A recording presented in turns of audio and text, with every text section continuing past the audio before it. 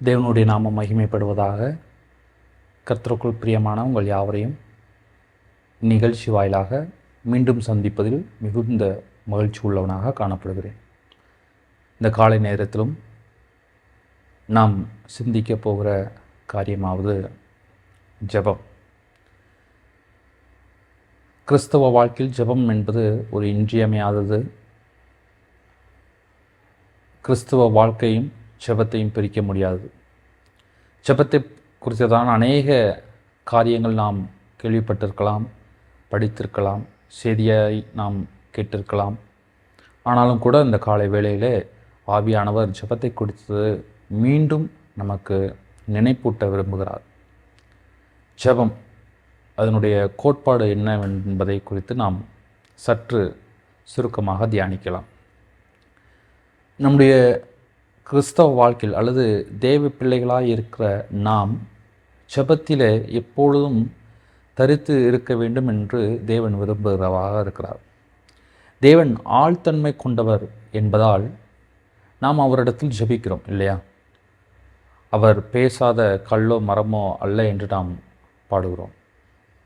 அவர் ஜீவனுள்ள தேவனாக இருக்கிறார். அவர் ஜெபத்தை கேட்கிறவராக இருக்கிறார். அவர் ஜெபத்திற்கு பதில் தருகிற தேவனுமாய் இருக்கிறார்.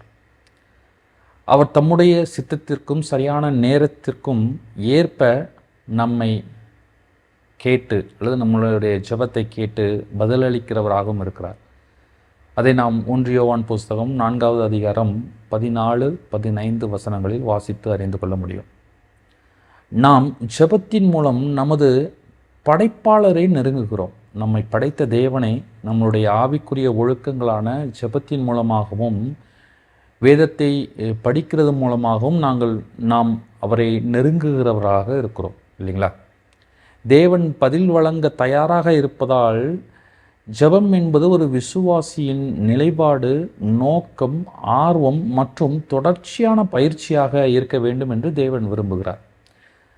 யாக்கோபு இப்படியாக எழுதுகிறார். யாக்கோபு எழுதின நிருபம் 4வது அதிகாரம் 8வது வசனத்தின் முதல் பகுதியை வாசிப்போம் என்று சொன்னால், தேவனிடத்தில் சேருங்கள், அப்பொழுது அவர் உங்களிடத்தில் சேருவார். வேதத்திலே நாம் முதலிருந்து கடைசி வரைக்கும் பார்ப்போம் என்று சொன்னால் அநேக ஜெபங்களை பரிசுத்தவான்கள் ஜெபிப்பதை நாம் வாசித்து அறிந்து கொள்ள முடியும். அப்படிப்பட்ட ஒரு பரிசுத்தவானை குறித்து நாம் எடுத்துக்காட்டாக நாம் இந்த காலை நேரத்தில் சிந்திக்கலாம். தானியேல் தீர்க்க தரிசன புஸ்தகத்திலே நாம் வாசிக்கும் போது அவர் ஜெபிக்கிற ஒரு தேவதாசனாக காணப்படுகிறார். அவருக்கு எதிராக சட்டம் இருந்தாலும் கூட அவர் தொழுது கொள்ளுகிறதற்கு எதிராக சட்டம் ஏற்கப்பட்டாலும் அவர் முன்போலவே 3 வேளையும் ஜெபிக்கிறவராய் காணப்பட்டார்.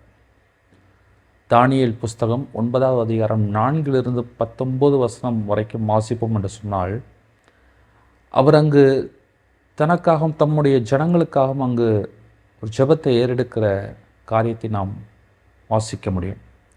அதாவது தேவனுடைய உண்மையுள்ள ஊழியர் தனது வழிபாட்டு ஆராதனை, நன்றி உணர்வு, பாவறிக்கை மற்றும் வேண்டுதல் ஆகியவற்றை அந்த பகுதியிலே நாம் பார்க்க முடியும். அது நமக்கு ஒரு எடுத்துக்காட்டாக கூட இருக்கிறது. தேவன் யார் என்பதை நமது வழிபாட்டில் தேவனின் தெய்வீக பண்புகளை நாம் பிரதிபலிக்கிறோம் இல்லையா? தம்முடைய ஜனங்களை நேசிக்கும் சரியான வாக்குறுதியை காப்பாற்றுபவராக அவர் செய்ததற்காக நாம் தேவனுக்கு நன்றி கூறுகிறோம். பாவறிக்கை செய்து நாம் மனத்தாழ்மையுடன் நேர்மையாக வெளிப்படையாக மனம் திரும்பி நம் தவறை ஒப்புக்கொள்கிறோம். மேலும் தேவனின் மகிமைக்காகவும் அவருடைய மக்களின் நன்மைக்காகவும் ஒரு ஆசீர்வாதமான வாழ்க்கையை வாழ நமக்கு தேவையானதை ஜெபத்தின் மூலம் கேட்கிறோம். ஜெபிக்காத நபர் தேவனுடைய உயர்ந்த ஆசீர்வாதத்தையும் அவர் நமக்கு செவி கொடுத்ததையும் சாட்சியாக அறிக்கையிட மறந்து விடுகிறோம்.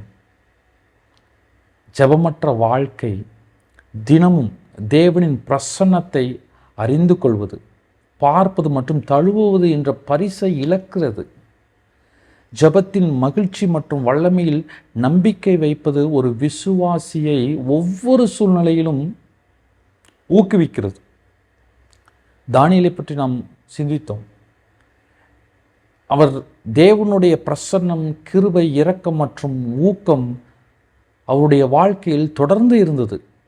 தேவன் ஒருபோதும் மாறாததால் இன்று நம் அற்புதமான தேவனிடம் நன்றி உணர்வோடு மனம் திரும்புதல் மற்றும் வேண்டுதல்களை எழுப்பும் அனைவருக்கும் இதே ஜெபத்தின் பலன்கள் கிடைக்கின்றன.